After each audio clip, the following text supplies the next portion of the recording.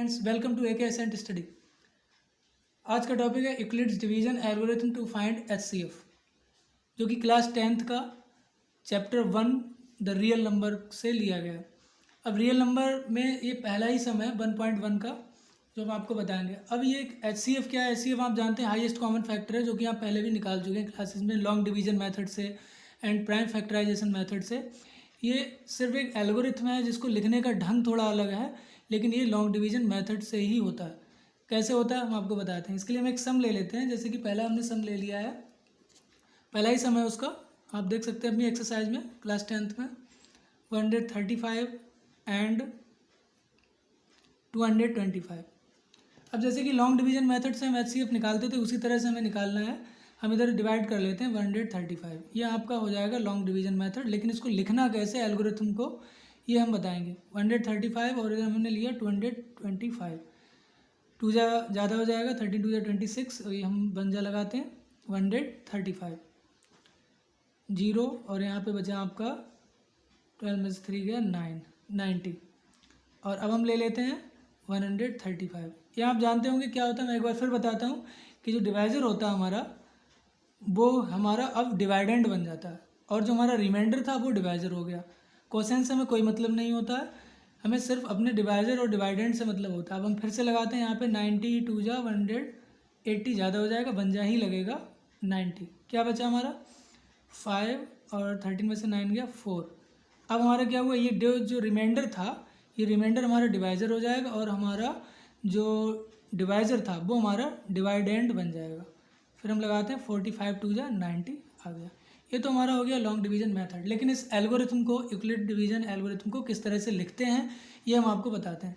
तो लिखने के लिए क्या है, हमने जैसे डिवाइडेंड को सबसे पहले लिखा, हमारा पहला डिवाइडेंड 225 है। इसके बाद हमने डिवाइड की थी किससे, हमारा डिवाइजर भी लिखेंगे 135 मल्टीप्लाई, हमने कोसेंस हमें मिला था 1 और प्लस रिमाइंडर बचा था हमारा 90। ये है डन। ये हमारा डिवाइडेंड है, ये हमारा डिवाइजर, ये हमारा कोसेंस है, ये हमारा रिमाइंडर है। अब हम क्या करते हैं, दोबारा जो दूसरी स्टेप थी हमारी वो थी 90। इसमें हमारा डिवाइडेंड था 135 और इसमें हमारा डिवाइजर था 90 और हमारा कोसेंस था 1 और रिमाइंडर था हमारा 45। थर्ड स्टेप में हमारा 90 हो जाएगा डिवाइडेंड, और हमारा डिवाइजर हो गया है 45, और कोसेंस है हमारा 2 और प्लस रिमाइंडर हुआ 0। जब रिमाइंडर 0 मिल जाता है तो ये एल्गोरिथम पूरी हो जाती है। कहने का मतलब है कि ये स्टेप जो है जहाँ पे रिमाइंडर 0 मिलता है वहाँ पे हमारा आंसर हमें मिल जाता है। तो यहाँ पे हम लिखते हैं कि रिमाइंडर इज 0, ये लिखते हैं रिमाइंडर इज नाउ 0। सो हमारा डिवाइजर लास्ट वाला क्या है 45। सो लास्ट डिवाइजर क्या होगा, हमारा लास्ट डिवाइजर 45, और 45 ही हमारा HCF है, इसलिए HCF भी हमारा 45 हो गया। पूरा समझ में आ गया, क्योंकि ये क्या है कि डिवीजन मेथड से ही निकालना है। एल्गोरिथम में हम केवल किस तरह से लिखते हैं ये ढंग थोड़ा बदला हुआ है।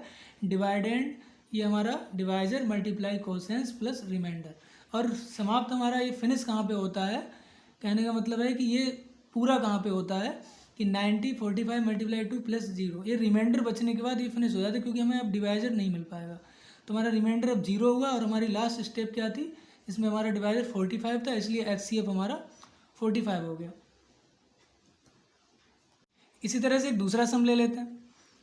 जैसे कि यहाँ पे नंबर है हमारा 867 एंड दूसरा नंबर हमारा 255। ये हमारा थर्ड नंबर है उसमें बुक में। सेकंड नंबर वाला थोड़ा आसान है इसलिए मैंने वो छोड़ दिया, थर्ड नंबर बता रहा हूँ, उसमें केवल 1 स्टेप ही है।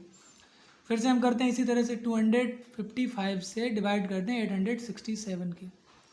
तो इसमें हमारा हो जाएगा 2 3 जा 6 2 4 जा 8 5 4 जा 20, यानी कि 3 जा ही लगेगा, 4 जा ज़्यादा हो जाएगा, वैसे ही पता चल रहा है, क्योंकि 25 4 जा होता है 100, ये 1000 के लमसम हो जाएगा। अब हम क्या करते हैं, 3 जा लगा लेते हैं, 3 5 जा 15 3 5 जा 15 116 और 3 2 जा 6, ये आ गया हमारा 665। सॉरी यहाँ पे गलत हो गया, 3 5 जा 15, 3 5 जा 15 1 16, 3 2 जा 6 1 7, 765। 7 में से 5 गया 2, 6 में से 6 गया 0, 8 में से 7 गया 1, ये हो गया 102। अब फिर से हमारा ये जो रिमाइंडर है ये डिवाइजर हो जाएगा और हमारा जो डिवाइजर था वो हमारा अब डिवाइडेंड बन जाएगा।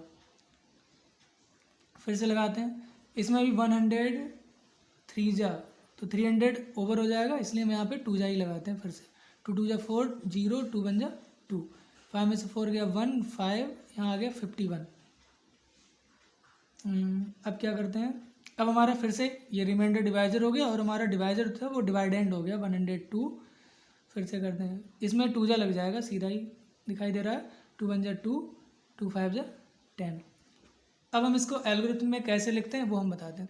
अब हमारा पहला डिवाइडेंड था 867 और हमारा डिवाइडर था 255, हमने कोसेंस मिला था 3 और प्लस रिमाइंडर बचा था 102। इसी तरह दूसरा हमारा डिवाइडेंड हो गया था 255 और हमारा डिवाइजर हो गया था 102 और हमारा कोसेंस हो गया था 2। इसीलिए पहले हम लॉन्ग डिवीजन मेथड से निकाल लेते हैं, इससे हमें ईजीनेस हो जाती है, थोड़ा आसान हो जाता है। फिर प्लस हमारा यहाँ पे रिमाइंडर अब बचा है 51।